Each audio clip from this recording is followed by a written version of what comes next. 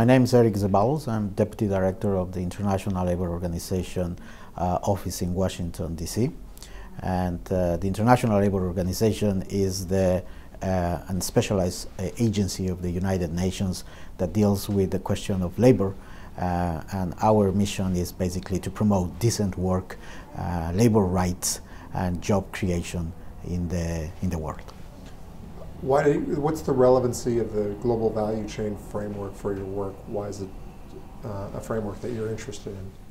Well, global value chains have a lot to do with the way that economies function and the way that organizations, such as companies and people, do interact.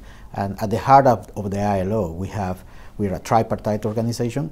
We have employer organizations, basically businesses that do create and employ people, and we have workers' organizations. So for us to understand the way that the dynamics of global value chains are shaping in the world, the way that those dynamics are shaping the world of work, are fundamental to provide the technical assistance, the policy advice, and the support that our constituents do require from us. Okay, you've heard some of the summit sessions this morning. Have you heard anything that's really piqued your interest or that surprised you or that has just maybe made you think of something in a new light? This event is fantastic in the sense that it's bringing back a topic that has been around for a long time, but is being addressed in different moments with different intensity.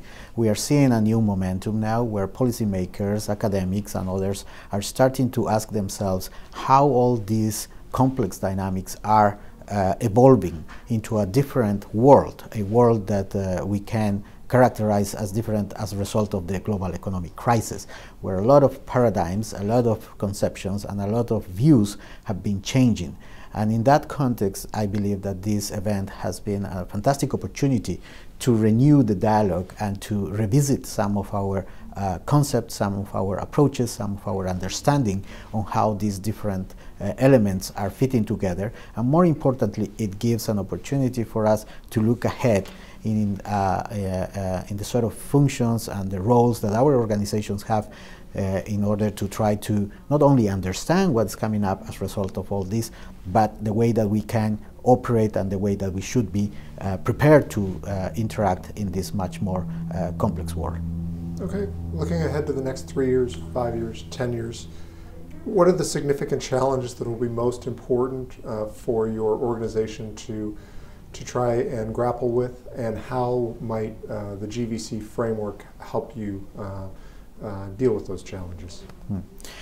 Well, the challenges ahead are many, but the most important for us as an organization is to try to find the way to fit this convergence, or to make this convergence about economic and social upgrading really come together as something that is not optional but is there.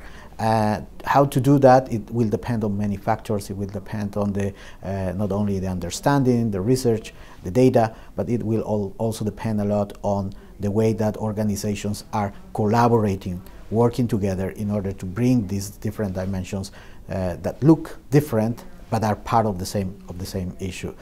For the ILO, the biggest challenge is to be part of this conversation in a way that we can be proactively feeding the discussions with evidence, with empirical evidence, with data, but more importantly with the voice of those stakeholders that are directly affected by the result of these new economic processes, the voice of the workers, the voice of the governments, and the voice of the employers.